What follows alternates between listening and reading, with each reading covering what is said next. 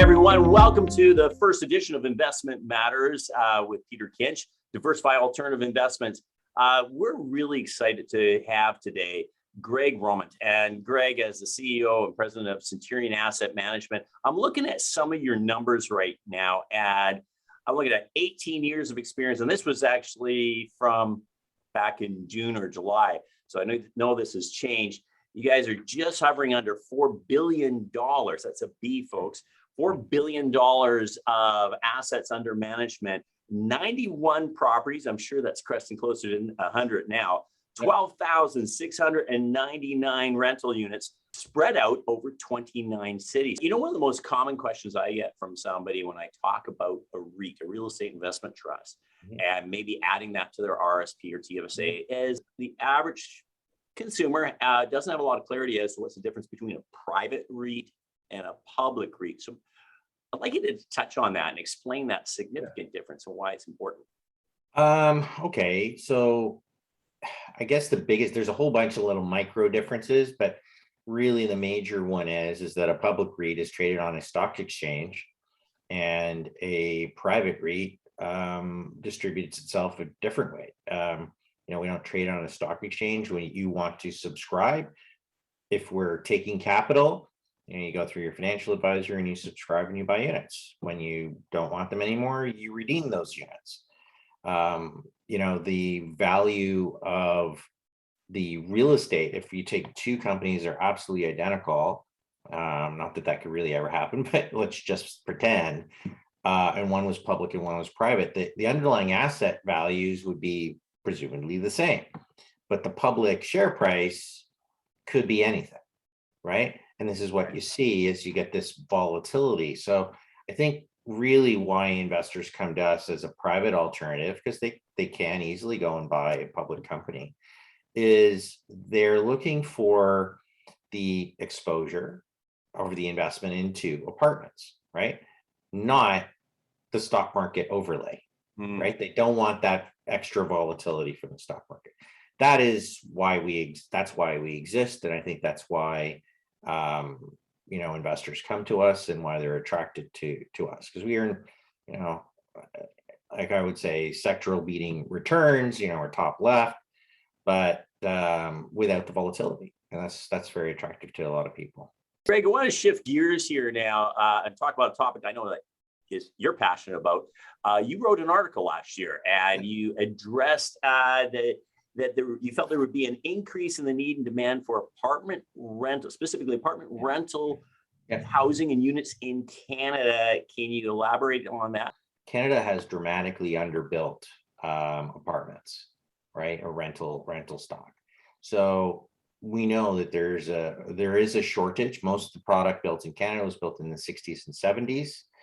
I happen to believe very strongly that we will build more apartments in the next 10 years than we've built in 2 generations. I think, you look at other, pricing or costs. So housing market's gone up 25-30%, depending on where you live in the country in the last year. People's salaries didn't go up anywhere near that. So I think we've also got an affordability crisis, and more people are getting pushed towards rental. And, I think that we continue to bring in a tremendous amount of immigration. I think the current targets are 450,000 people per year, add on top of our domestic population growth. And we do not produce enough housing. Like, you'd see cranes everywhere, but it's still not enough to house all the people that we have coming in. So I think we've got a long pipeline ahead of apartment construction, which we've positioned ourselves to be a part of that. Looking out on the horizons, I'm thinking, what opportunities exist for your fund, for CENTURION, as a real estate investment trust today? I think the greatest opportunity for us is really in the acquisition of new product. We've been involved for a number of years in financing either equity or debt construction of new apartments. We just think the country needs it so badly that the returns are there. We're we're also positioning ourselves with a, I have a very strong view that we've now hit that point of inflection where we're going from disinflation to a very pro-inflationary environment.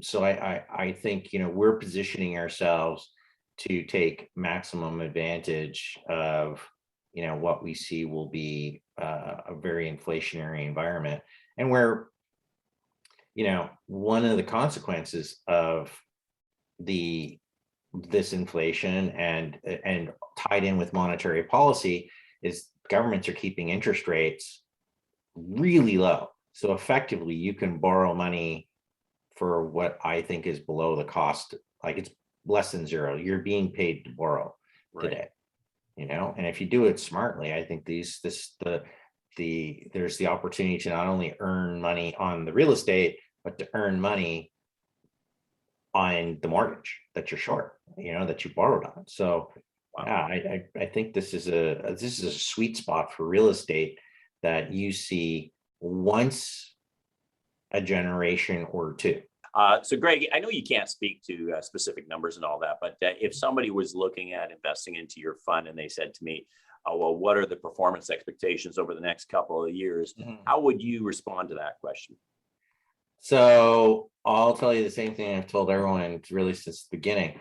Like our historical returns are, call it 14% compounded for the last, 12 years or whatever. No losing years, but that doesn't mean that we'll always do that, but I always say, look, I've always said 7 to 12 is what we're trying to achieve because we think that that's realistic. The fact that we've beaten it by a considerable margin, says, okay, well, that's great, but I'd rather under promise and over deliver. In terms of looking forward to where we are today versus where I think we're going, I think that we are heading into, like, as I mentioned, a very inflationary environment where traditionally real estate tends to perform very well. And this is the first time in my lifetime where we can borrow money at less than the rate of inflation. I have never in my career ever been able to do that. So I think that sets us up for possibly exceptionally strong returns without promising that. But I think that that's what certainly I believe is ahead, and that's what I'm positioning us for. Greg, thank you very much. I appreciate you taking the time today to talk to I enjoyed it very much. Thank you. Okay, take care, and we'll talk to you soon.